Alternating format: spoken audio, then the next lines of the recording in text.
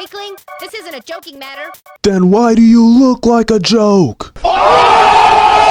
Hey guys, it's Neat2 up here, and welcome back to Black Dude Reviews, a show hosted by a black dude on a road towards greatness. Welcome to Mega Man 8, the 8th mainline Mega Man game which released on both the PS1 and the Sega Saturn. The Sega Saturn version has some extra content for Mega Man's 10th anniversary, and an interesting thing about the PS1 version is that it originally wasn't gonna be released on that console, because since the console was as powerful as it was, Sony wanted to push out more graphically complex 3D games. But after they were made known that Mega Man 8 was going to release on a competitor to the PS1, they agreed to release it on the PS1 provided that Capcom added something that would make this version of the game different than the Sega Saturn version. And so Capcom packaged the PS1 version of Mega Man 8 with a 12-page Mega Man anthology booklet for its 10th anniversary. And apparently that was enough for Sony to accept Mega Man 8 to be released on the PS1. So let's see what Capcom put together for Mega Man's 10th year as we review Mega Man 8. Now I should clarify that for this review, both the PS1 and Sega Saturn versions of the game will be featured in this review. I decided to play through both versions of the game because I think they have a lot of differences that I'd like to show off as we look over this game. But first, before we start, let's take a moment to admire how sick this opening PS1 animation is.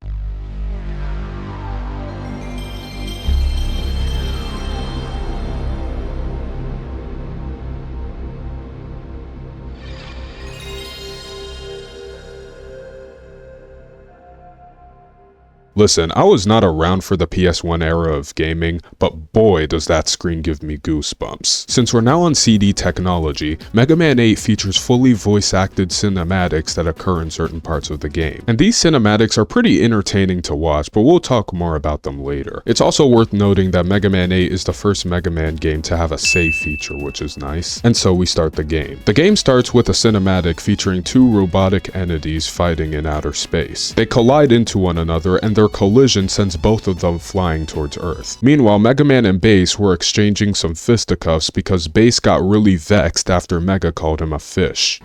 Hey, Bass! Why must I fight you? We are not enemies! Shut up! Roll picks Mega Man up after she sees him launching Bass into the side of a building. Dr. Light lets Mega Man know of a meteor that has fallen to Earth that appears to be emitting some powerful energy, and sends Mega on his way. And so we're greeted with an intro stage. Are those the remains of the Mecha Dragon from Mega Man 2? After progressing enough in the intro stage, Dr. Light gives us the Mega Ball, which lets Mega kick balls at enemies to harm them. The Mega Ball can also be used as a bouncy platform to get to higher places. Also, this version of Rush is known as Rush Vision, which can make holograms over Rush. After beating the boss of the stage, we see that Dr. Wily beat us to capturing the powerful energy. And because Mega Man and Dr. Light didn't learn a thing from last game, Dr. Light and Mega agreed to help the robot by fixing it up in Dr. Light's laboratory, and then later both get surprised when a foreign robot messes up his lab again. And so we're greeted with a stage select. This game follows the design choice of Mega Man 7, in that you only have access to 4 robots for right now. Then later, after you clear a special stage, you'll gain access to the other 4 robots. But this game's story's reasoning behind this design is, in my opinion, less concrete than Mega Man 7's story's reasoning, but more on that later. In Grenade Man and Clown Man stage, you face a mini-boss that drops a Rush utility. The Rush utility you get from Grenade Man stage is Rush Bike, which lets Rush turn into a motorcycle. And the Rush utility you get from Clown Man stage is Rush Question, which gives you a completely random power-up. And there's even a chance that Rush can just fall asleep on you. That's real nice of him. However, Rush Coil and Rush Jet don't return in this game, not counting the side-scrolling portion of Tengu Man stage and Wily stage 2. Well, I guess in replacement of Rush Coil, we're given the Mega Ball, but it still kinda sucks. I swear, every time we get a replacement for the Rush Coil, it's always a downgrade. But anyways, another thing Mega Man 8 did away with is the tanks. There are no more E tanks, W tanks, or S tanks. But there are a few items that return, like the exit module and the energy balancer. But unlike in Mega Man 7, you can't get these items for free. You have to buy them using bolts, which also, unlike in Mega Man 7, are very limited, and in total there are only 40 bolts in the game. And that's not even enough bolts to buy every item from the shop. But when I played this game on the 2 versions of the game I played it on, I made sure to go after all 40 bolts in the game in both playthroughs. But anyways, the items you can get from the shop can be pretty useful, like the item that takes away your knockback when you take damage, and especially the arrow shot that multiplies its shots when it comes into contact with something and can also pierce through enemy shields. The arrow shot is hands down one of the best upgrades in the game. But moving past the upgrades, another thing that changed since Mega Man 7 is how checkpoints work in this game. Each of the initial 8 stages has 2 halves, and if you get a game over, instead of starting the whole stage over from scratch, you begin at the start of the half you got a game over on, which kind of makes this game a little too easy. What also makes this game a little too easy is that if you die, you get sent to the start of the room you died in. Some rooms do go on for longer than others, but this still, once again, can make this game a bit too easy. But anyways, after beating the last of the 4 initial robots, an FMV plays in which Mega Man goes to Dr. Light to present to him a capsule which contains energy that fell from defeating each of the robot masters. Dr. Light tells Mega that he's not familiar with this type of energy, but also tells him that the energy must be kept away from Dr. Wily. Then they leave to room to track down Dr. Wily. While they're gone, the robot wakes up and recognizes the entity inside the capsule. He breaks the capsule after realizing that the entity is still alive, then escapes from the room by blowing a hole into the ceiling and taking to the skies. Mega Man and Dr. Light come back to the room, and to their surprise, the unfamiliar robot damaged the ceiling of the lab. Dr. Light tells Mega to go after him, and so he does. And so we're greeted with an intermission stage, for lack of a better word. Here's something about this stage that makes the PS1 and Saturn versions of this game different. If you go to the left here in the PS1 version, you'll get a bolt. But if you go to the left here in the Saturn version, there's a ladder that takes you to a fight against Cutman from Mega Man 1. Upon defeating Cutman, you're given the bolt. But the rest of the stage is the same for both versions. We fight the robot from earlier, and after he takes enough damage, he pauses the fight wanting to know Mega's name. Then Proto Man comes and asks Mega who that robot is, and automatically assumes that he's in relation with Dr. Wily. He makes known to Mega Man that the Wily Tower is just ahead of him, and so another FMV plays in which Mega tries to go there to stop Dr. Wily. But a giant robot grabs Mega, and after a short spiel by Dr. Wily, this giant robot shocks or squeezes Mega Man for about 20 seconds. Yes, I did time how long this portion is. It's 20 seconds. The robot from earlier slices the big robot's arm in half, thus saving Mega Man, and he also tells Mega that his name is Duo. Duo beats the robot up, and he also explains to Mega that the energy he picked up is called evil energy, which is a very infectious energy that can turn any person's mind evil. Duo senses that the rest of the evil energy is in the Wily Tower, but there's a barrier preventing him from entering the tower. So he sends Mega to shut down the sources of energy that are keeping the barrier active. And so we're given 4 more robots to take down. So I suppose these are the robots that are keeping the barrier up. Okay. Interesting. It's also worth noting that in this part of the game, the shop does get upgraded with more power-ups, like a faster slide and an energy saver that gives weapons more ammo. Once again, nice additions to the game. However, I always felt that the slide upgrade was unneeded, and that sliding before getting the upgrade felt intentionally very sluggish. In Aquaman and Swordman stage, we're given 2 more rush abilities. From Swordman, we get Rush Bomber, and from Aquaman, we get Rush Charger. Rush Bomber will rush across the top of the screen dropping bombs on enemies, and Rush Charger will rush across the top of the screen dropping weapon energy as well as energy.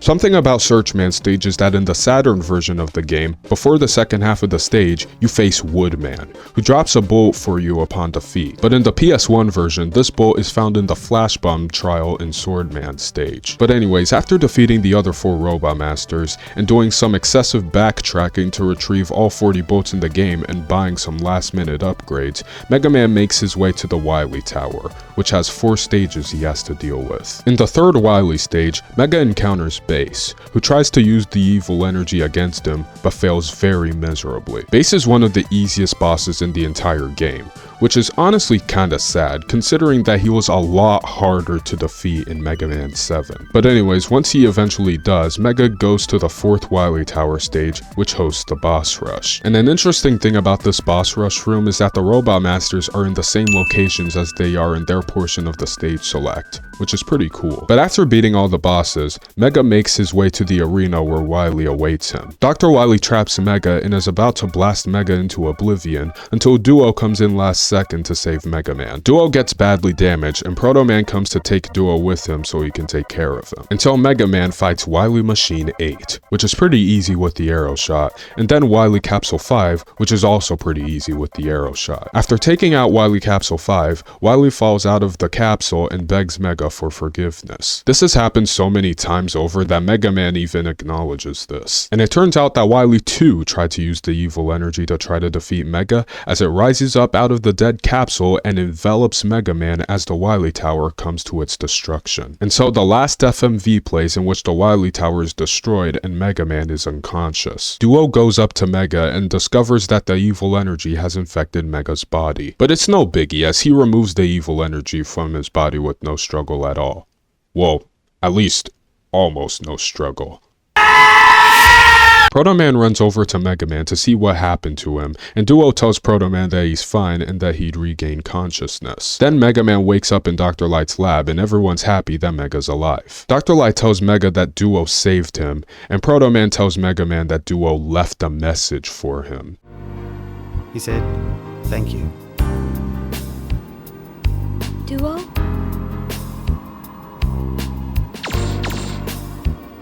Me too.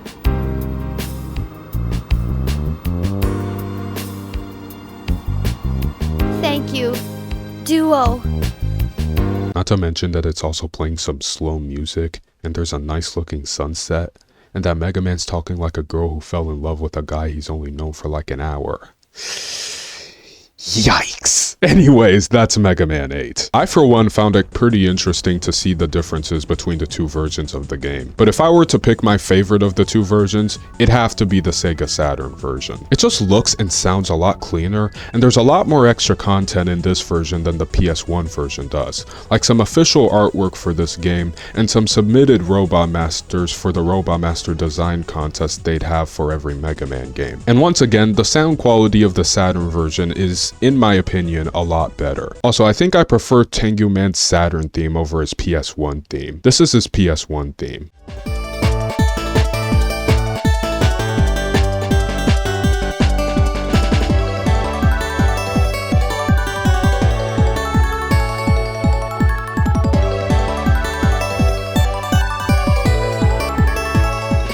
And this is Tengu Man's Saturn theme.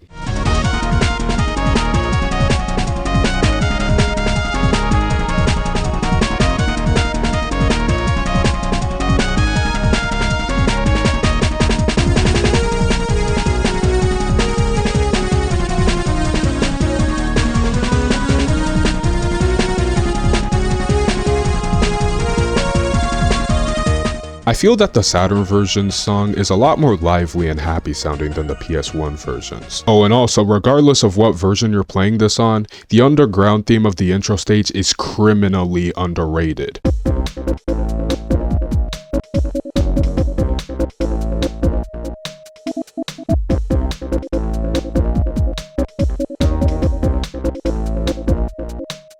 It's such a funky melody. Now granted, there are some songs in the PS1 version that I do prefer over the Saturn version, like the mini-boss theme and the intro stage music, but overall, I think the Saturn version's sounds are a lot richer. And also, a subtle thing I like about the Saturn version is the water effect in the background. There's just something about it that makes it look so clean and satisfying. It kinda sucks how every time they re-release this game, they always try to mimic the PS1 version. But they do still do a good job at emulating it, because in the Mega Man Legacy Collection 2, Mega Man 8 looks and plays exactly the same as it did on PS1 to the untrained eye. But regardless of the version of the game, this game looks really nice and colorful. A nice step upwards in that department, even though personally I prefer the sprites in Mega Man 7 over those of this game. The overall aesthetics of this game are pretty nice, but the voice acting in this game is pretty questionable to say the absolute least. How is it that Mega Man sounds more feminine than his sister Roll does? And Dr. Light's voice gives me Looney Tunes vibes,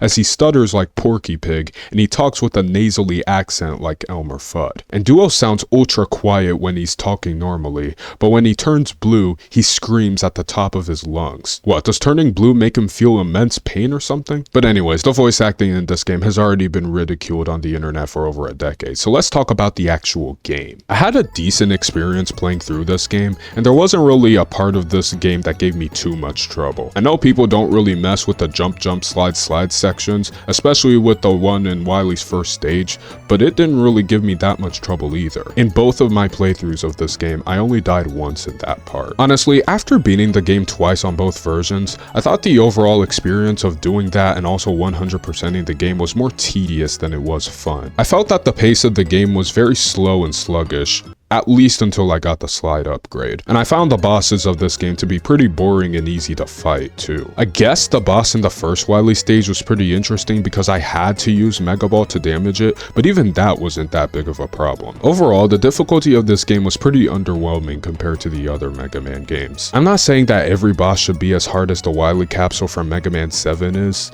I'm just saying that the game shouldn't have a difficulty so low that it makes the overall experience unremarkable and uninteresting. Video games should make you feel all sorts of emotions while playing through them. That kind of video game will make you remember it fondly after playing it. But I guess I do kind of remember this game fondly, but not for the right reasons. The voice acting and some other small quirks that this game has do make this game stick in my head, but I don't think the devs wanted people to remember this game for the embarrassing aspects.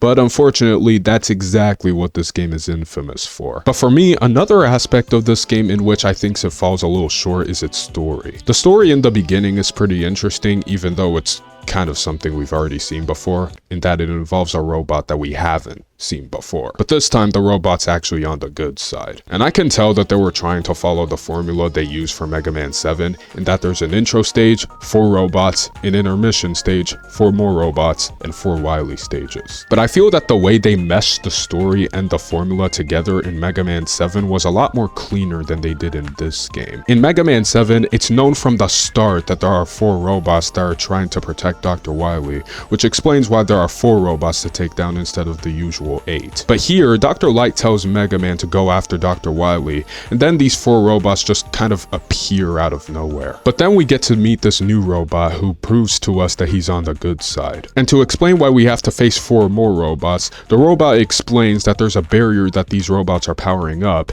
and to destroy the barrier, we first have to take out these robots. That honestly makes sense and does provide us with an explanation as to why all this time we first have to beat a bunch of robots to access Wily instead of just going to him immediately. But after beating all the robots, there's not really any plot here. We just go to the Wily Tower, and we don't see any real plot until Wily Stage 3 when Bass appears out of nowhere to try to take down Mega Man with this evil energy. And even this doesn't really add much to the story besides Bass failing to get revenge from the beginning, and that evil energy equals bad, which kind of already has been established. I just found that fight to be the devs checking off a box and saying, "Yup, Bass's part of the story's done, let's move on." Now granted, Mega Man 7 didn't really have any plot in the endgame stages either, but it had a transitional cutscene between beating the other 4 robots and going after Dr. Wily, and I felt that Mega's angry emotional reaction here gave some more tension in the story, and made playing through the Wily stages more fulfilling emotionally. But here in this game, I wasn't feeling